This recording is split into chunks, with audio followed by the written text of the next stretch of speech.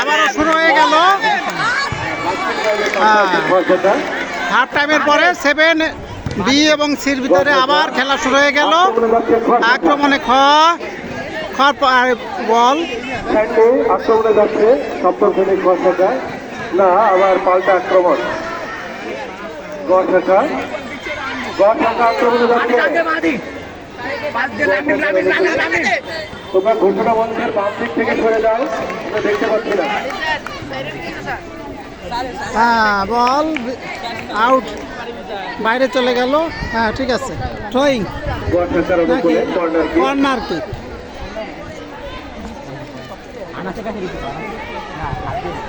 দেখা যাক, বাকি পড়ে গেছে।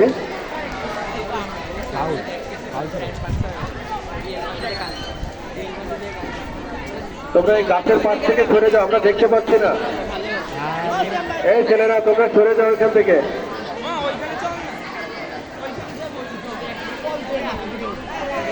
সম্ভবত থ্রোয়িং, ফ্রি কিক, দুই শাখার অনুকূলে ফ্রি কিক।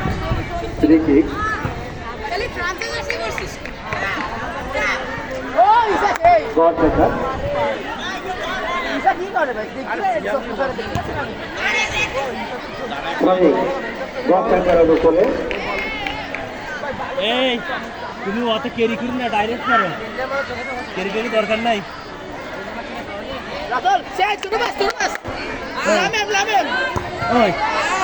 ওইরকম শর্ট দাও, কাজ যাবো, ওইরকম শর্ট দাও।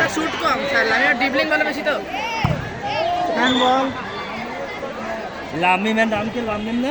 লামিম বলতে বলতে ডাইরেক্ট মারো, কেরি দরকার নাই।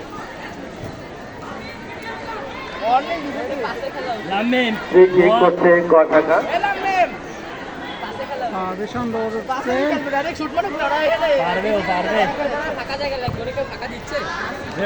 বল চলে গেল মাঠের বাইরে। স্যার ছাত্র যদি থাকে দুই একটা উঠেই নিয়ে নামানো, এরকম ওইটার উঠেই দেন, ওইটা সাথে কি কম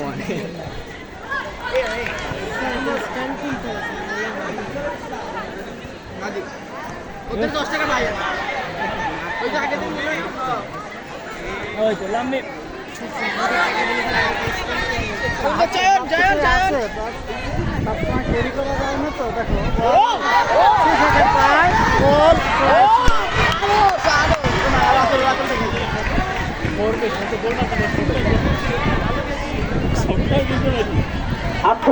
গোল ফুটবল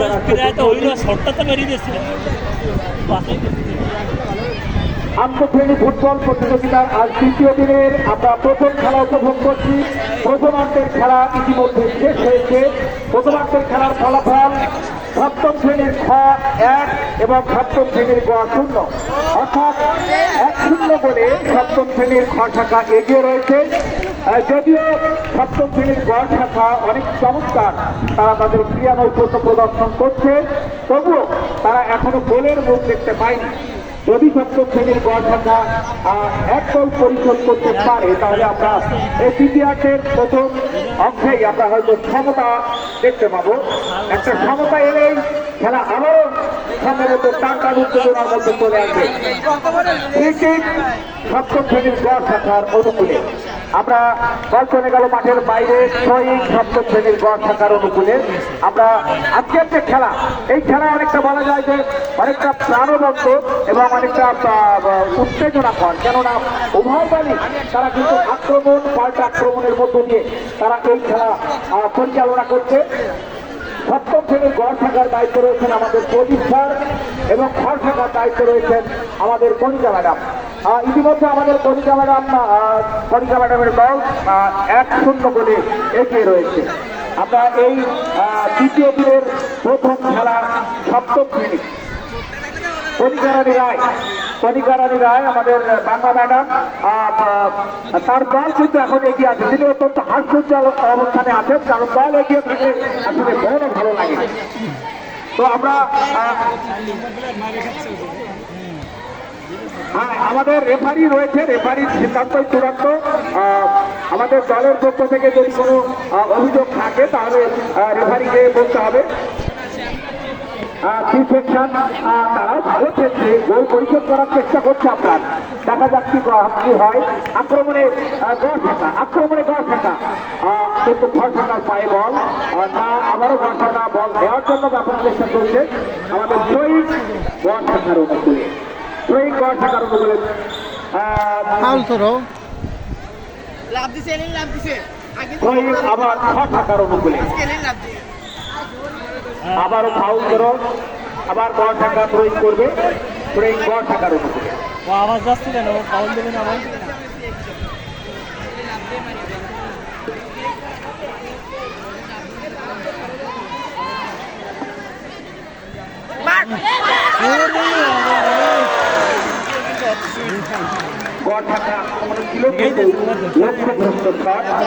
তারা কাঙ্ক্ষিত লক্ষ্যে পৌঁছাতে পারে। অফসাইড অবশ্যই আছে। যাও সামনে যাও, ওই পাশে যাও।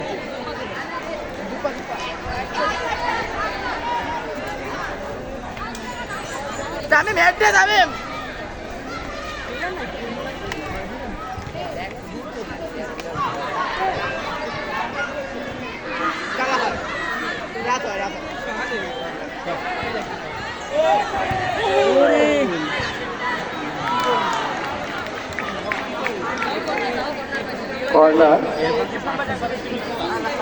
কর্নার সপ্তম শ্রেণীর গড় থাকার অনুকূলে। তারা মোহর আক্রমণ করছে, কিন্তু তারা লক্ষ্যে পৌঁছতে পারছে না। দেখা যাক এবার কি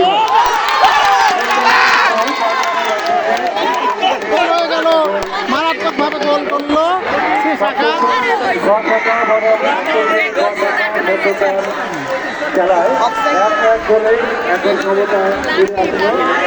গোল হওয়ায় সমতা হয়ে গেল। মারাত্মক খুশি।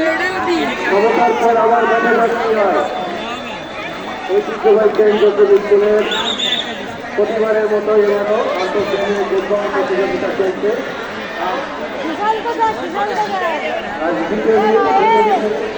প্রথম খেলা হচ্ছে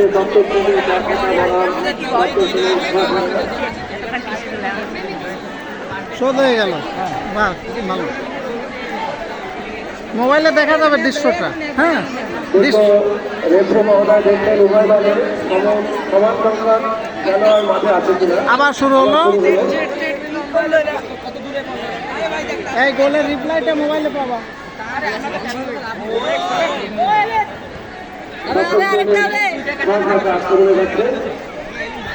প্রতিহত করবে গড় একজন প্লেয়ার 17 নম্বর যাত্রীবাড়ি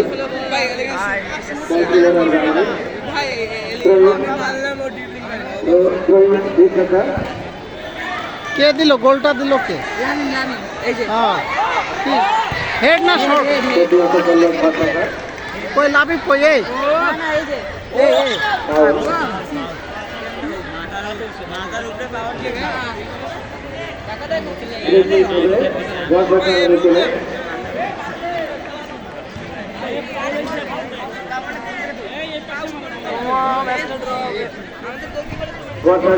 প্লেয়াররা অনেকটা এখন চাঙ্গা হয়েছে, তারা অনেকটা উদ্ভূত যোগাযোগ করছে। ক্যাপ্টেন নামনি আক্রমণ করছে প্লেয়ার। এই প্রাক গোল করেছে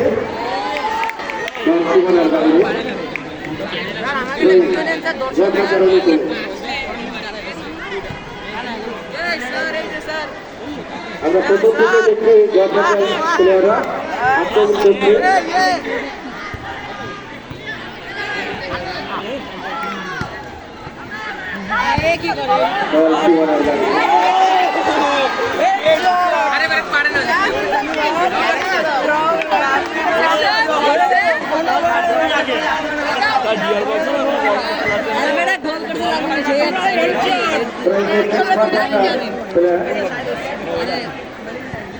আর একটা স্বপ্নের আরে বন্ধু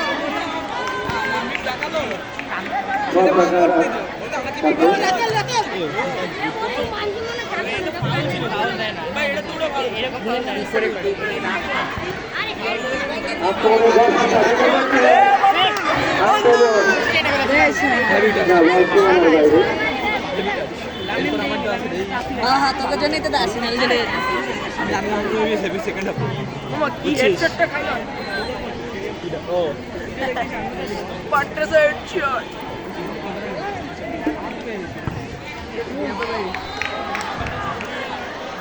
তামিম খালি ক্লিয়ার তামিম ক্লিয়ার ছাড়া কোনো কথা নাই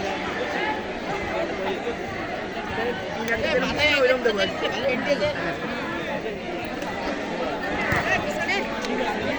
আরে অন্য আমার গোল আমার ও দেখি এটা কেউ তো উপরে দাঁড়াল আরে নিজে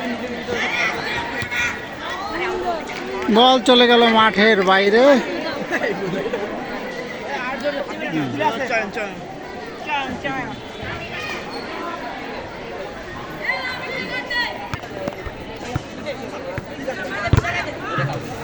মাঠের বাইরে ফুটবল খেলা চলছে খুব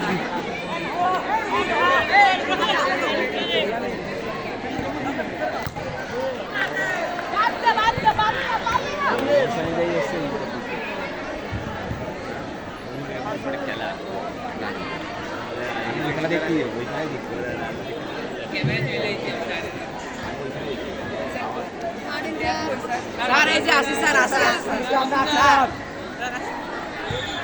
স্যার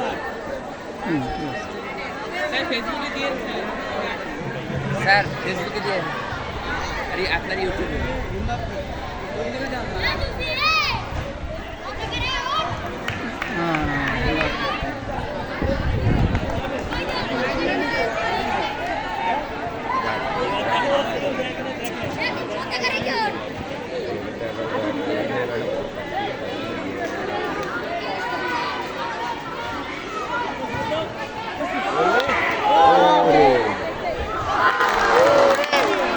হয় নাই না, আউট আউট হয়ে গেছে।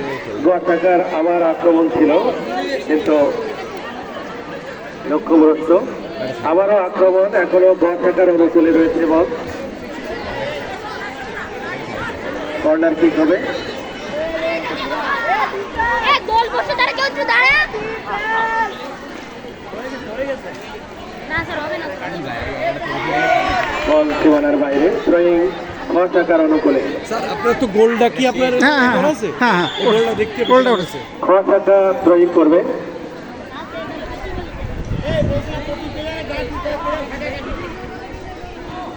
স্যার আমাদের কয়েকজন আছে না স্যার বলাই না এই লামেম লামেম গোয়াটাকার অনুকূলে কর্নার কিক করছে গোয়াটাকা। দেখা যাক কি হয়। সামনে আচ্ছা আচ্ছা আচ্ছা দে আবার এটা কোন যাচ্ছে আমার কাছে এই ওইদিকে ওইদিকে ওইদিকে দে দে দে দে লামেম দে দে থ্রো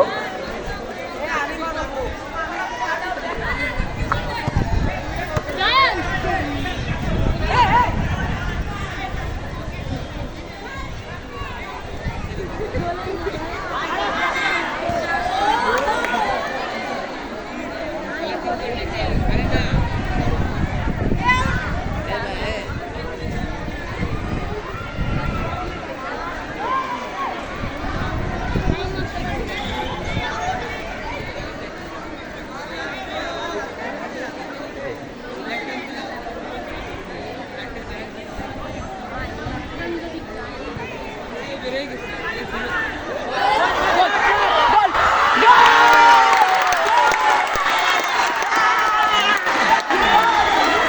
আবারও গোল হলো।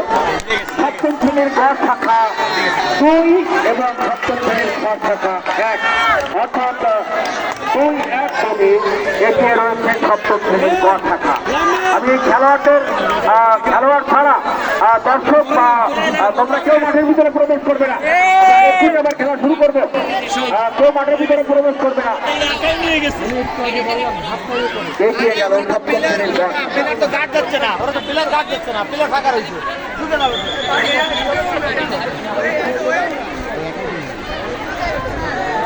কিন্তু গোলটা ফিনিশিং আমরা আজকের প্রথম দিনের দ্বিতীয় দিনের যে প্রথম খেলা, এই প্রথম খেলায় সপ্তম ক বনাম সপ্তম খ।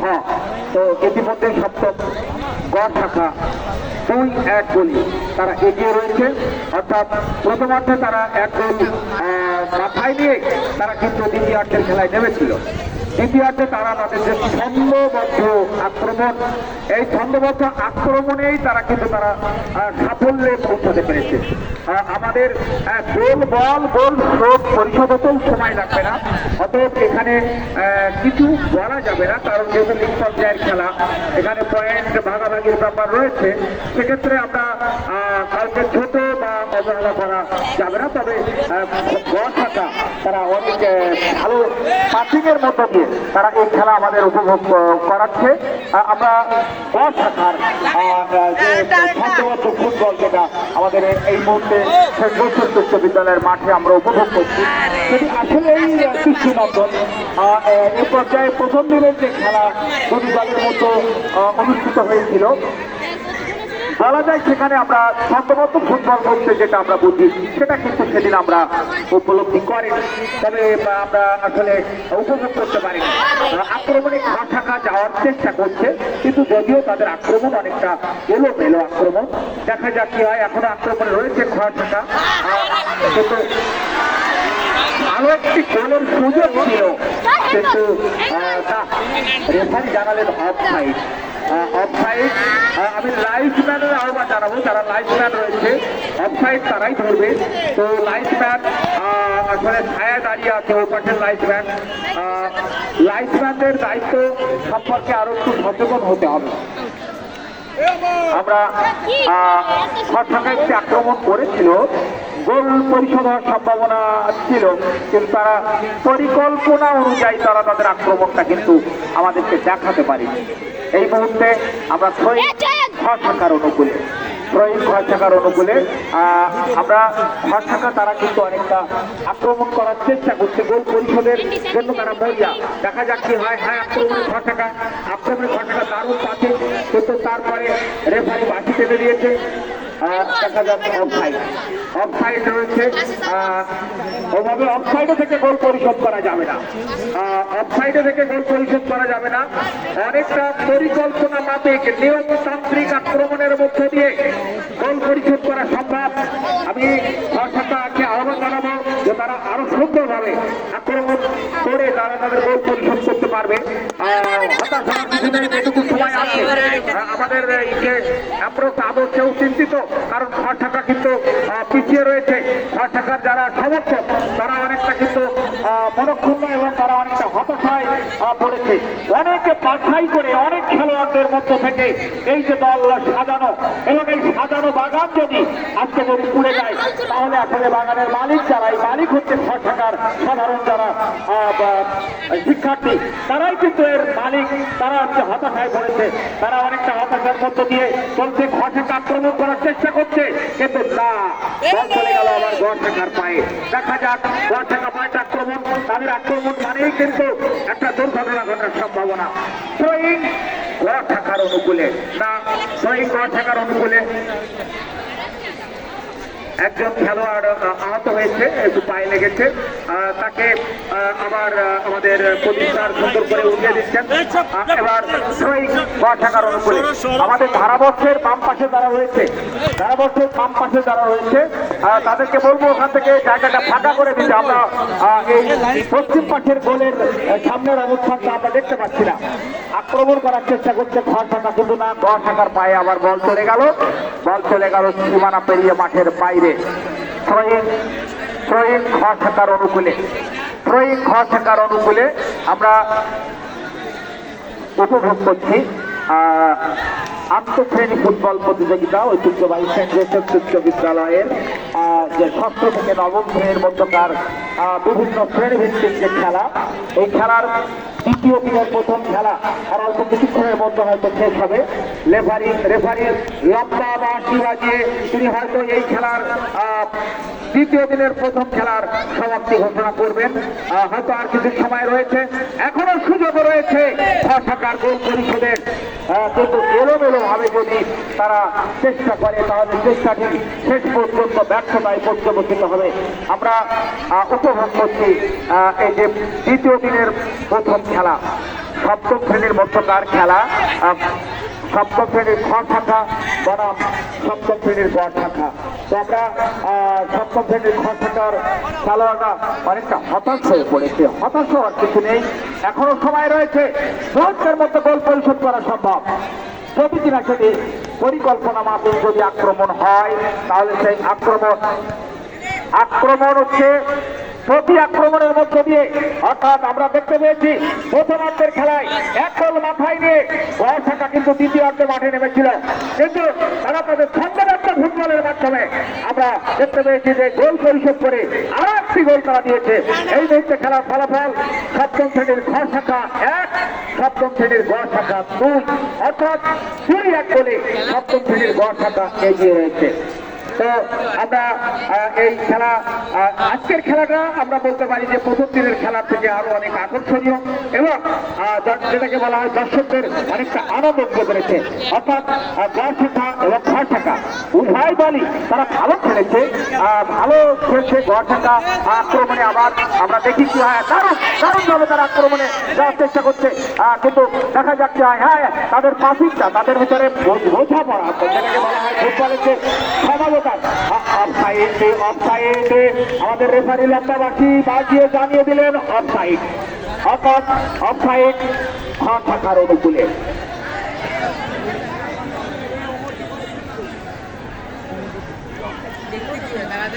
আমরা এই যে দ্বিতীয় দিনের প্রথম খেলা হয়তো আর অল্প কিছুক্ষণের মধ্যে শেষ হবে। আমাদের এর পরের খেলা